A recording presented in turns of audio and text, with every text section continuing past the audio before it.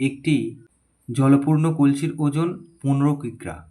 কলসিটির 1/3 জলপূর্ণ থাকলে এটির ওজন হয় 10 কিগ্রা।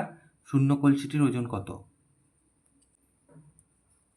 খুব সুন্দর অঙ্ক একটা। এখানে জলপূর্ণ কলসির ওজন বলেছে 15 কিগ্রা। তাহলে এখানে প্রথমে একটু লিখতে হবে, মনে করি সমগ্র কলসিটিতে জল ধরে 1 অংশ। তাহলে শূন্য কলসির ওজন জিজ্ঞেস করেছে, তাহলে আমরা লিখি যে শূন্য কলসি প্লাস 1 অংশ জল সমান সমান কত কিগ্রা বলেছে? 15 কিগ্রা।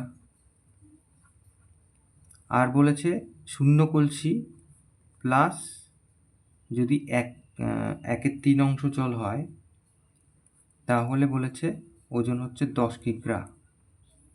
তাহলে এই দুটো আমরা বিয়োগ করি।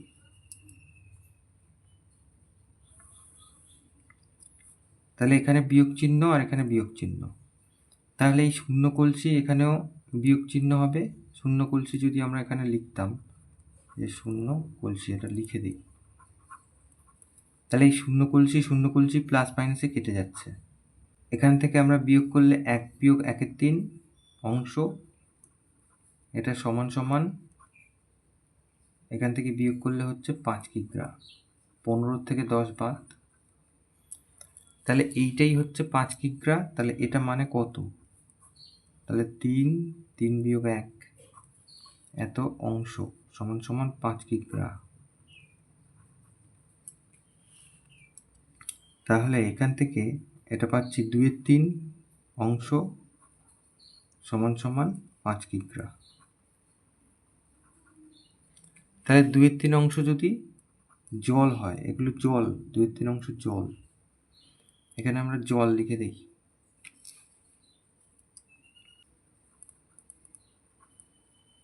এটাও জল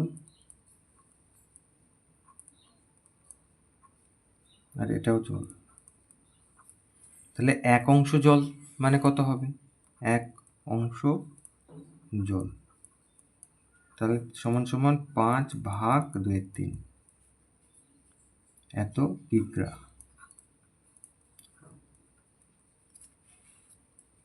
তাহলে 5 গুণ 3/2 ভাগ চিহ্ন গুণ চিহ্ন করে পরের ভগ্নাংশ উল্টে গেল, তাহলে এটা হচ্ছে 15/2 কিগ্রা।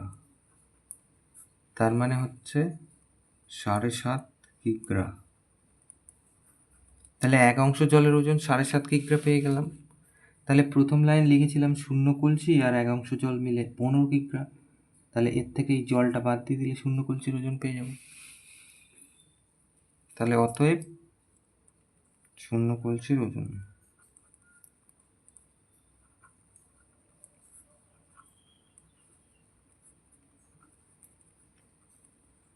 15 থেকে 7.5 বাদ দেবো, এত কিগ্রা।